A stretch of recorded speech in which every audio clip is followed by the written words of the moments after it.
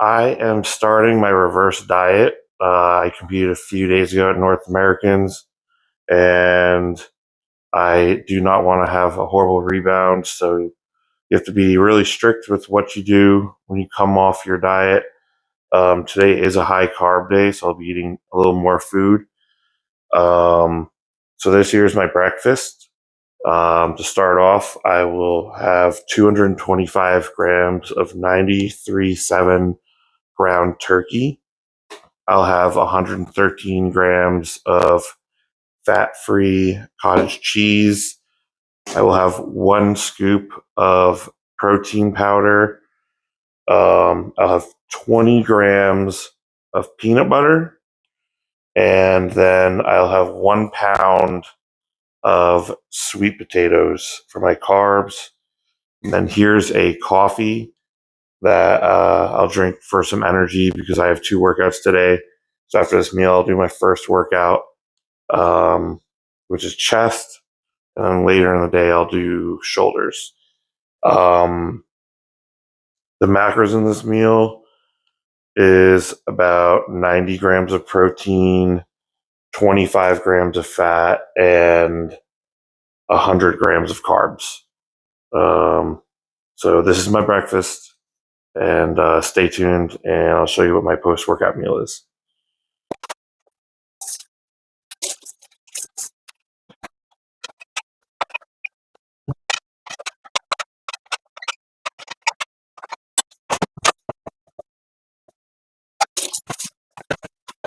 All right, I'm going to give you some tips on making sweet potato fries in the air fryer. So first off, always make sure you microwave your sweet potatoes first. So if they start getting soft, they'll cook way faster in the air fryer, and you just need to worry about crisping them up. Another thing is you want to lightly spray them with like olive oil or macadamia nut oil or something like that, because they will just become completely dried out sweet potatoes if you don't. So you just lightly spray them. You don't need much. Don't really count these calories, but I have weighed how much I spray on it typically, and it's like 5 grams of fat. If I was in a contest prep, I would not be doing that. But since I'm in off season, my calories are higher. I'm not worried about an extra 5 grams of fat in one meal. But if you do not want dried out sweet potatoes in the air fryer, lightly spray them with olive oil.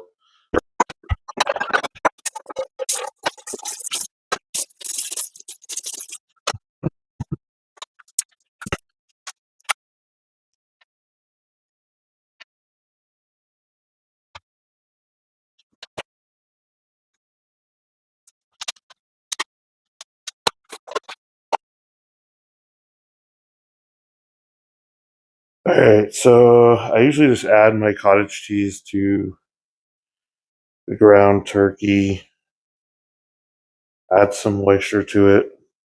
It's kind of flavorless. So if you get past the texture of it, then you don't even notice it's on your food.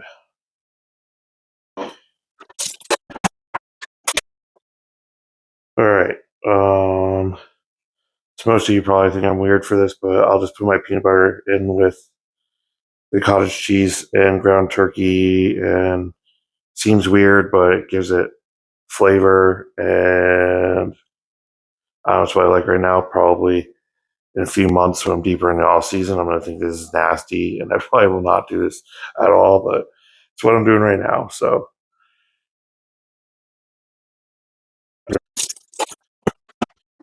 all right, I'm going to show you guys the frosty that I make if I'm really hungry. It's like a coffee protein frosty I make in the morning. It's like a high volume shake, really good. All right, so I fill my Ninja blender up to the 24-ounce line with ice. I'll just add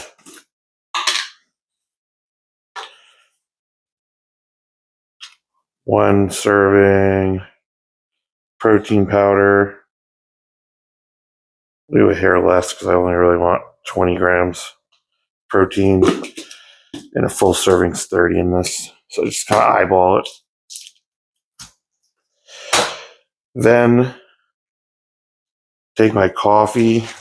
It is cold. Had it in the refrigerator, so it won't melt the ice.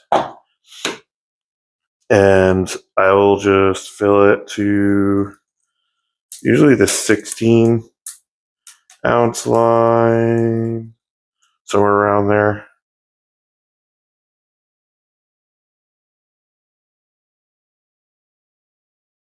Well, I did roughly 20 ounces, 20-ounce line.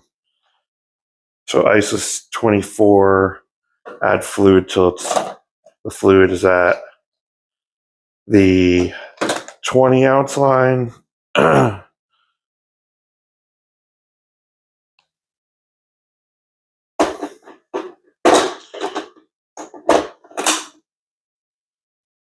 I will just blend it up.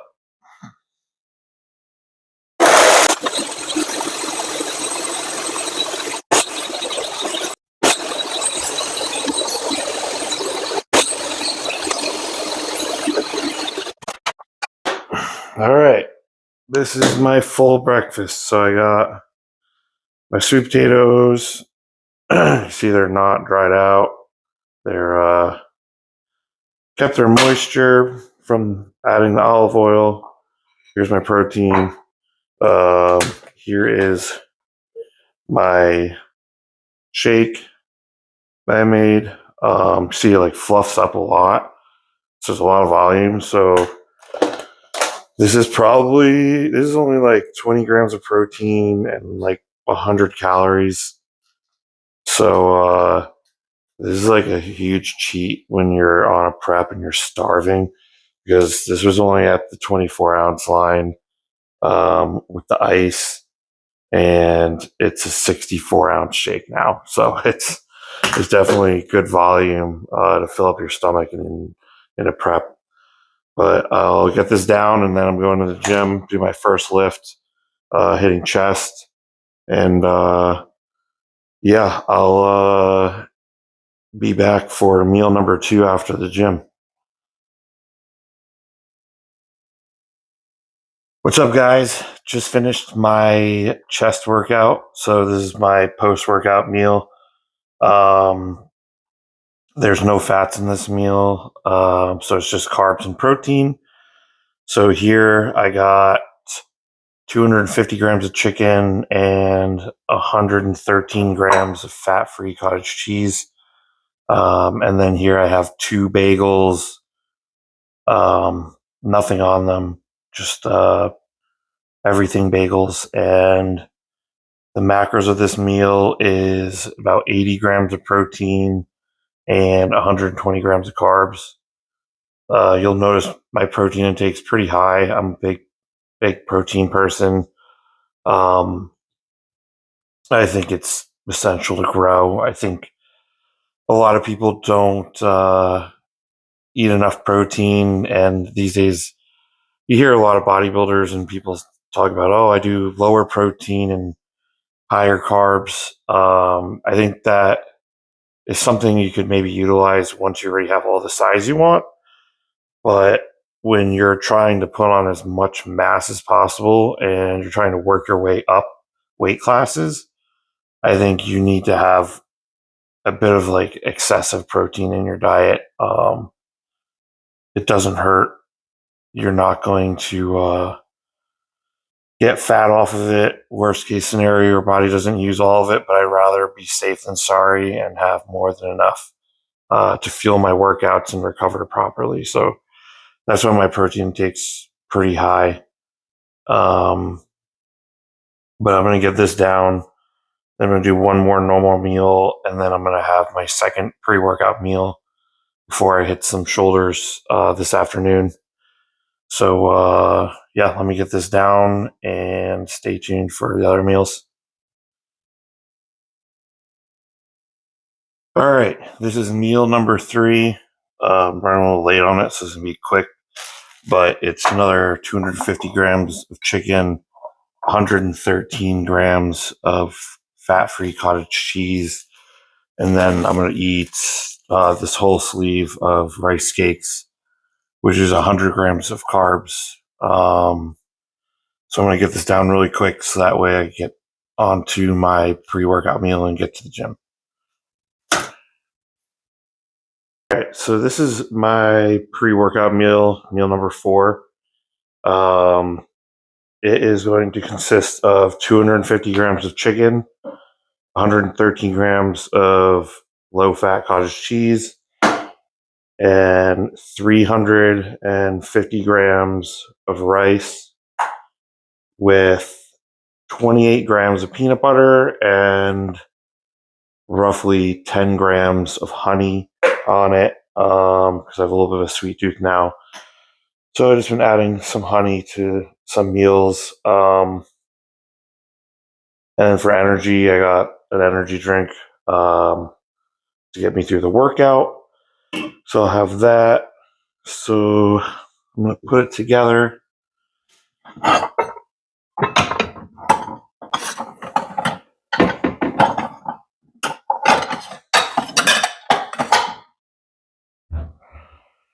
So most meals, I just throw everything in one bowl. So I just grab one large bowl.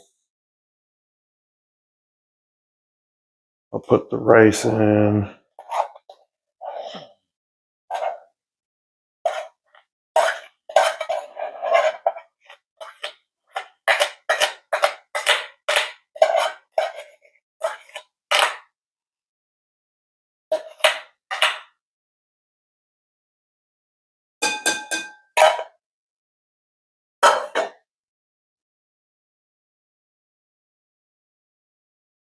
And I'll put chicken.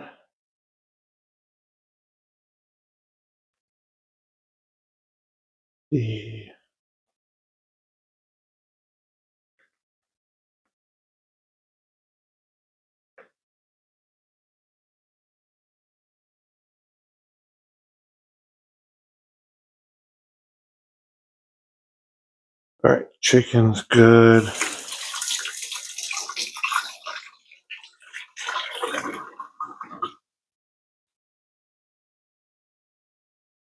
All right, next, cottage cheese.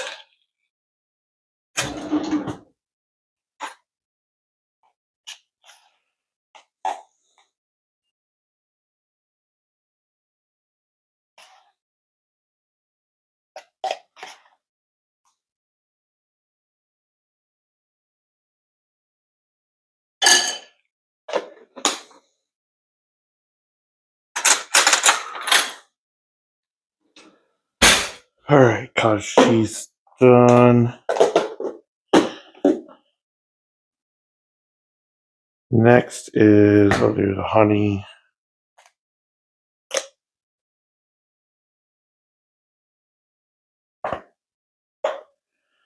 And for the peanut butter, I put the peanut butter on the scale. It's just way easier to get the measurement perfect. So I'll just zero it out and then take out as much as I need. I'll do 28 grams peanut butter, and then I just mix it up.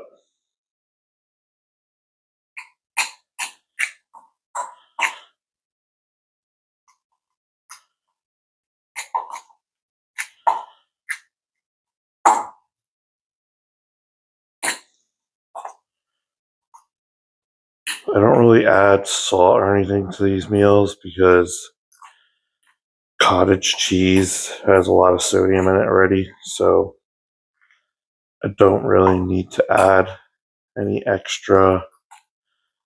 If I feel like I needed an extra pump in the gym because calories were low or something, then I might add some on top. But since I'm rebounding from my contest, I don't really need extra sodium, which will make me hold more water. My pumps are already insane in the gym. But this is it. It's a big bowl, chicken rice. So I'll get this down.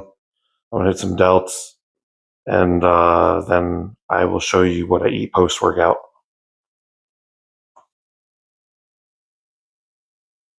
All right, just finished my shoulder workout.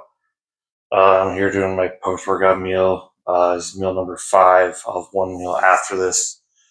But it's going to be pretty similar to some other meals. I got my 250 grams of chicken, 113 grams of fat-free cottage cheese. I got a pound of sweet potatoes here.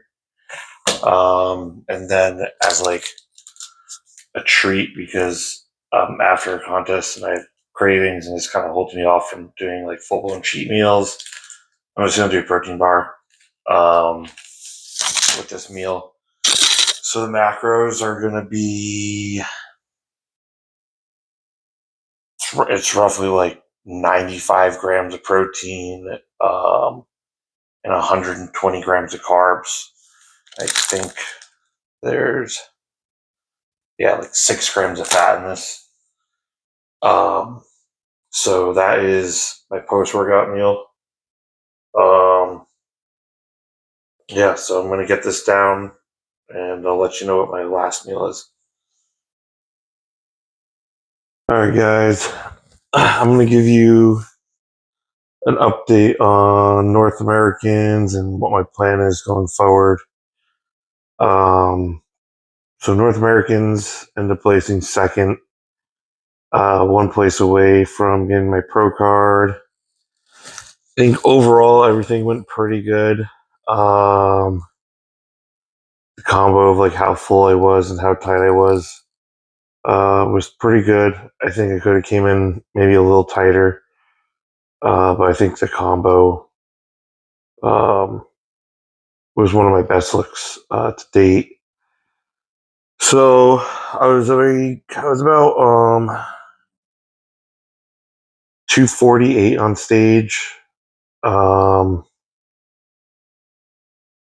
I think the main thing I need to work on is pretty much just my quads. So this whole off season, I'm going to be really focusing on quads. I'm hoping to put on at least 10 pounds this off season and come back in the upper 250s, mid to upper 250s next year. I think I'll really outsize people and be able to dominate the stage with the exercise. In terms of competing, I'm not sure if I'm going to end up doing USAs or if I'm just going to stick to doing North Americans next year. There's also the Amateur Olympia I could end up doing. Or I could do nationals, but I don't really like doing nationals because I have to diet through the fall weather, and usually I like to eat good food during the fall, so I really don't want to diet throughout the fall. So unless I'm told like, oh, you have a really, if I didn't turn pro at North Americans and I was told, oh, you have like a really, really good shot at turning pro in nationals, and maybe I'd be willing to do it. But yeah, so that's what I'm gonna be doing this year. Currently, I'm just slowly reverse dieting. I'm already in the upper 250s. So I'm up like 10 pounds since competing, which is normal. It's just water weight. Pretty much because I dehydrated myself for the contest a lot, and now I'm holding some extra water, but it's not. I think 10 pounds is not a lot for someone of my size. Didn't really have any cheat meals after the contest. Other than I had a piece of cheesecake that night, but other than that, just went right back to my diet plan to reverse diet properly. I don't want to waste any time or potentially ruin my insulin sensitivity faster than it needs to be. I know I got a long off season where I'm gonna be pushing food really hard, so just kind of enjoying not having to push food super hard yet, and actually having the appetite for my food because I know in the next like 2 months I'm probably gonna start hating food again. So, uh, just something with experience, you just learn to like not binge eat after contests and ruin your appetite faster than it needs to be. And then you end up with like a miserable off season where you just hate food the entire time, and you put on a bunch of body fat way too early, and you potentially have to clean up your diet and do a mini cut, and it's just not optimal for your off season. So, no big cheat meals yet, but I will have some going forward. Reverse dieting. I just had 2 high days in a row. My high days are going to revolve around my workouts and what body parts I'm doing. And then I'm going to have medium days and low days. So my high days are roughly 600 grams of carbs. My medium days are going to be, let's see, it's like 50. It's going to be about like 400 grams of carbs. And then my non-lifting days are my low days, 2 days a week, and that's going to be no carbs. So this is going to be protein and fats. The reason for the high, medium, low days is just to make sure I don't ruin my insulin sensitivity. You want insulin sensitivity, just to give you some background. Insulin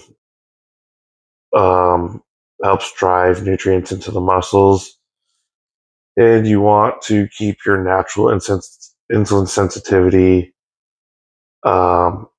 as high as you can, as long as you can, because once you ruin it, and because you've been binge eating too much junk food, start getting too fat, then that's when you have to potentially start incorporating uh, taking like external insulin, doing shots of insulin in your off season, which I prefer not to do. So I try to just keep my natural insulin sensitivity high on its own, so I don't take any external insulin. Um, and since you've been dieting so extreme, you if you start reverse dieting too hard, your metabolism and everything's slowed down during your diet, so you're going to be way more prone to putting on body fat. So you got to just kind of slowly ramp things up. And as your metabolism gets faster and starts adapting to more food, you can slowly increase it. I figure my high days are probably going to get up to 1,000 grams of carbs plus a cheat meal, up to 3 days a week. And then medium's going to probably sit around like 500 to 600 grams of carbs, no cheat meals on those days. And then the low days are going to continue just to be fats and proteins. Yeah, so that's another reason why I'm not doing any cheat meals or feeling the need to do any big cheat meals after this contest, because I know eventually I'm going to be doing 3 cheat meals a week, and I'm going to be wishing I was eating less food again. Post contest, I usually also keep cardio in. So like your weight starts going up pretty quick. You want to make sure your cardiovascular health is in check. So I'll keep just 20 minutes of cardio, like high intensity, make sure your heart rate's going pretty high, like Definitely want it to be in at least the 140 range. 20 minutes, just like 4 or 5 days a week, which is not bad. Just do your workout and just hop on the bike afterwards and knock out 20 minutes. You know, that's like nothing, bare minimum. So my current weight is upper 250s. I think I'm going to get to 175 at least over the next 2 months. So by the end of October, I want to be 275. And then by then, I'm going to be ready to start doing a really hard push to get my weight up. And I'm hoping to be at least 285, maybe even be pushing to 290 on my high days, which would be 10 to 15 pounds uh, heavier than my last off season. Last off season's highest weight was like 274. So it'll be interesting. I'm curious to see how my breathing gets and how heavy, how much weight I could actually feel on my body. Usually, when you hit new weights, like new highs, especially like every like 10-pound increments, you could really feel the weight on you. First time you get to it, usually the second or third time you get to that weight, you're so used to it that it doesn't feel like anything at all. So like the first time I got to 240, I remember I was like breathing super heavy to just tie my shoes and felt bloated with food and felt like shit.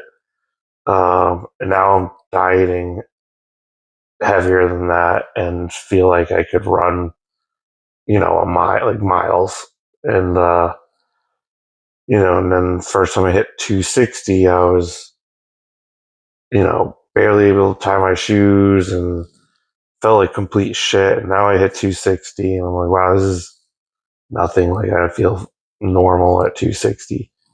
So your body just gets used to the certain weights. But the first time you hit the weight, it's kind of miserable, to be honest. So we'll see how it feels when I'm in the 280s. Should be fun. Um,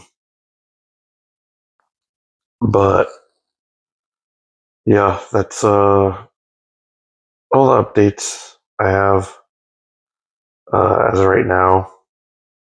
Um, so I'll keep you guys updated with everything on how things are going, what my weight is, and upping food and all that good stuff. I'll do some more day in life videos of eating and try to give you some more tips and uh, do like a fun one that involves a cheat meal too to see like how far I really push things when I'm like fully ramped up and I'm doing a ton of food, even more than I ate today, plus a big cheat meal at the end. Um, those are going to be some fun videos.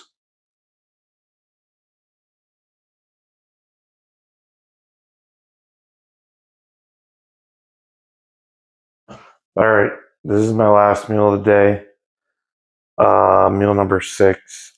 So to start off, I'll have about 360 grams of steak.